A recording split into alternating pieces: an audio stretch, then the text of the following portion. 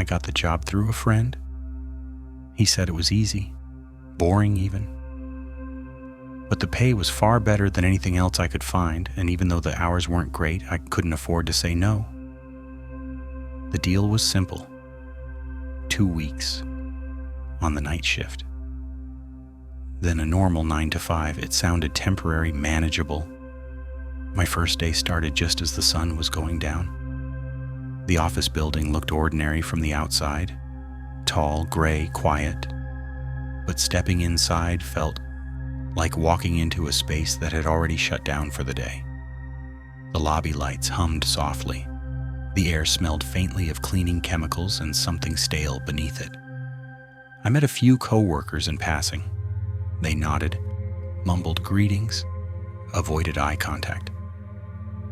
None of them stayed long enough for a real conversation. My office was small. 1 desk, 1 phone, a computer. From my chair, I could see straight down the hallway to the elevators. 3 metal doors that reflected the overhead lights, like dull mirrors. My job was simple. Forward emails, answer calls, stay available. The first night was uneventful. A few emails came in, no calls. The only sounds were the ticking of the wall clock, the low hum of the lights, and the distant groan of the building settling. I left that morning tired, but calm. The second night changed everything. It started with the phone ringing. I picked it up casually. "Hello, how can I help you?" Only breathing answered. Slow, close, deliberate. "Hello?" I said again. Silence, then the line went dead. I shook it off. Wrong number, prank call, nothing worth worrying about. Minutes later, I heard the elevator, a soft mechanical whir, a click, then the slow slide of metal doors opening. I looked up. The hallway was empty. The elevator stood open, its interior light flickering slightly. But no one stepped out. I knew I was alone in the building. The phone rang again. This time when I checked my watch, only 5 minutes had passed. It felt like hours. "Hello?" I said, still breathing, but closer now. Then a voice spoke, low, tired, familiar in a way I couldn't explain. "Hello, Eric." My stomach tightened. "Who is this?" I asked. "Come to the elevator," the voice said. I looked up. The elevator doors were open again. The light flickered harder now, buzzing faintly, casting unstable shadows across the hallway floor. "I'm not going anywhere," I said, trying to sound firm. The call ended. The phone rang immediately after. This time the voice was angry, not loud, foul, but sharp, stretched, thin, full of something old.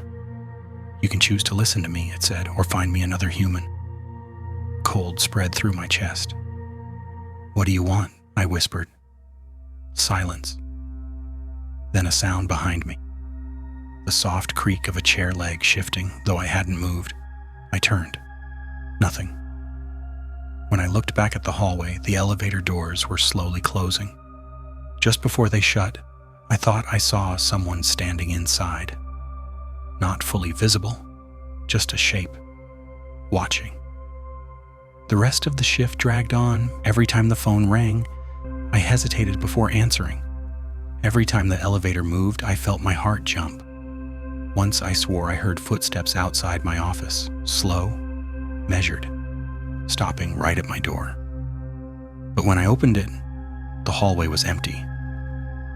By the time morning came, my head ached, my nerves were raw, and my body felt like it had been awake for days instead of hours. When my shift ended, I stood up slowly, grabbed my jacket, and walked toward the exit. The lobby doors opened with a soft hiss, letting in the pale morning light. Outside, the city looked normal, alive, safe. But I paused on the sidewalk, staring back at the building, wondering if I should return the next night or find someone else who could sit in that chair, answer that phone, listen to that voice. Because I had the feeling that the job wasn't hiring, it was waiting.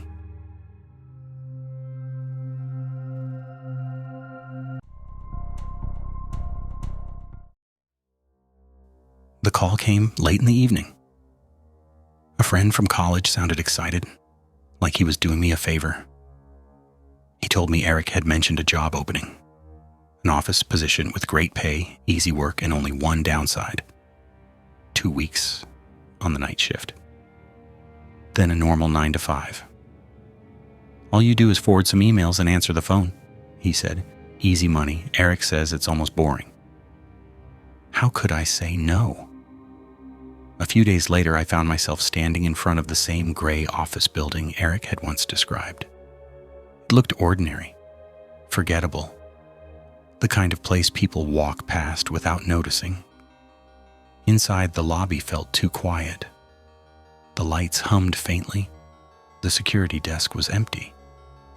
When I reached the office floor, I passed a few co-workers, or at least I assumed they were co-workers. They nodded politely but didn't stop. Didn't ask my name, didn't seem curious why someone new had arrived.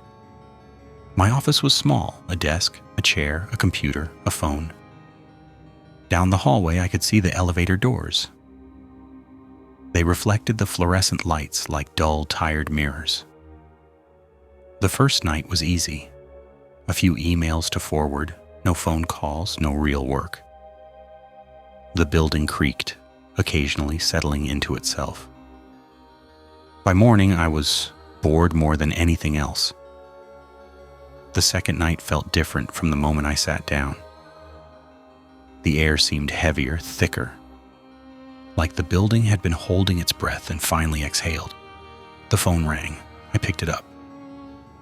"Hello, how can I help you?" Breathing answered. Slow, close, intentional. "Hello?" I repeated. Silence. Then the call ended. I told myself it was a prank. Then I heard the elevator. A soft mechanical hum, a click. The doors slid open. I looked down the hallway and the elevator stood open, empty. I checked my watch. 5 minutes had passed. It felt like hours. The phone rang again. This time a voice spoke. "Hello?" My chest tightened. It wasn't loud, it wasn't threatening, it sounded patient. "Come to the elevator." I stared at the open doors at the end of the hallway. For a moment, I didn't answer. The call ended. The phone rang immediately. "Choose," the voice said, sharper now. "Listen to me, die, or find me another human." My mouth went dry. I stood up. Every step toward the elevator felt heavier than the last. The hallway seemed longer now, stretched, subtly distorted, like it was pulling away from me. I kept walking. The elevator doors stayed open, but somehow felt farther and farther away. Then I turned around. My office was gone, not moved, not dark. Gone. Behind me was nothing but an endless black void, swallowing where the desk, the walls, the door, everything had been. Panic surged through me. I spun back toward the elevator. Someone was standing in front of me, a man, tall, too thin, his face long and stretched into a wide, unnatural smile. His eyes didn't blink. His hands were enormous. Before I could step back, he lunged. Those hands grabbed my head, fingers stretching across my face, covering my eyes, pressing so hard I thought my skull would crack. His breath was warm, close. "Thank you," he whispered. "You'll do." Darkness swallowed everything. The next morning, the city looked normal. People walked to work, cars passed, coffee shops opened. But inside the office building, something had changed. Where my office had once been, there was only a wall, smooth, unmarked, as if the room had never existed. No one reported me missing, no desk was cleared, no chair removed. It was like I had never worked there at all.